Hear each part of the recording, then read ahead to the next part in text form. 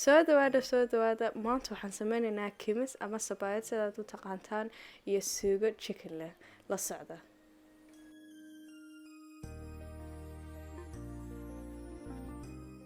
hadda waxaan soo qaatay malqacad milaxa, waxaan ku darayaa biyo diiran. halkana waxaan ku diyaarsaday 2 koob oo self raising flour. anigu mashiinkii baan isticmaalay, laakiin haddaad mashiin haysanin gacantaad ku xashi kartaa.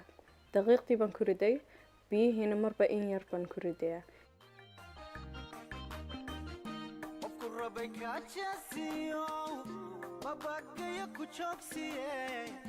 tamashadu baraariyo waxay tahay janno kale qofku jecelaado jecel.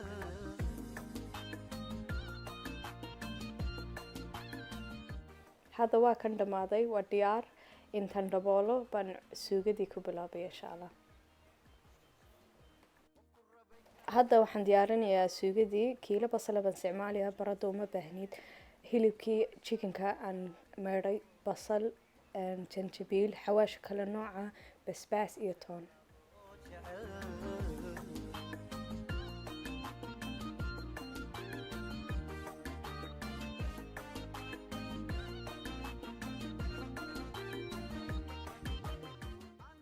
hadda basal sii baan shiilayaa, kala markay yara noqdaan baan chickenka ku ridaysaa.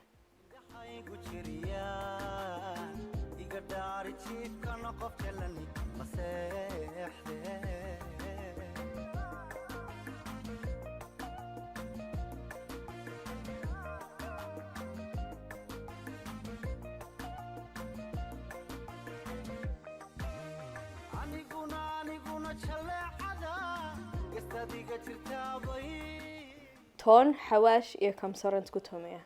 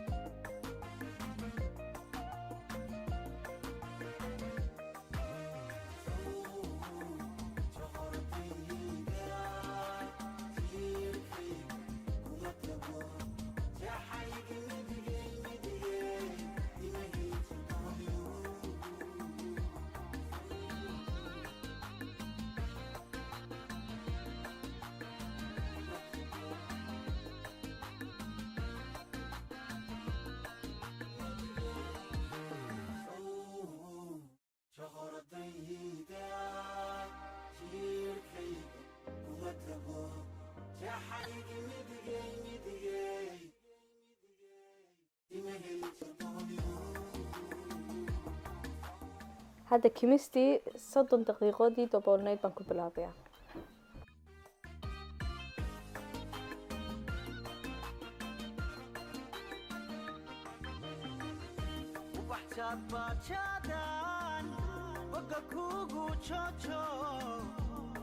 waxaad ku leedahay meelaan hortaa jire weli jaanta soo dhigin.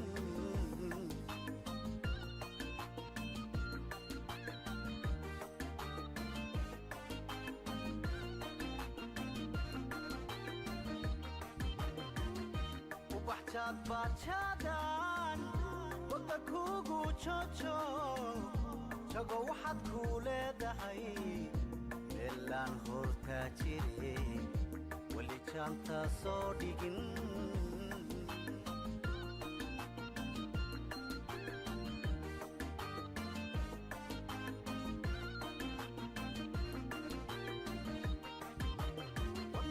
wadnaxaa jalbeebtiyo sasisada codkaago qalbi ku jaxaasmiyo niyad ku jiljilcdaajaha gudhayaya.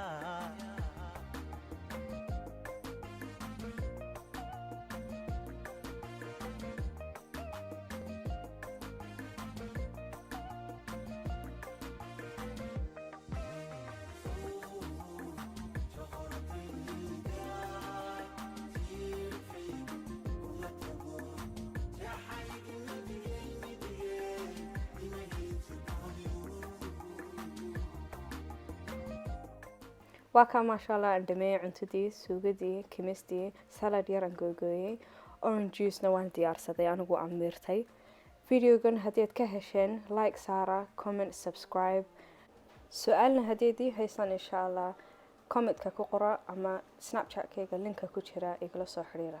Salaam calaykum.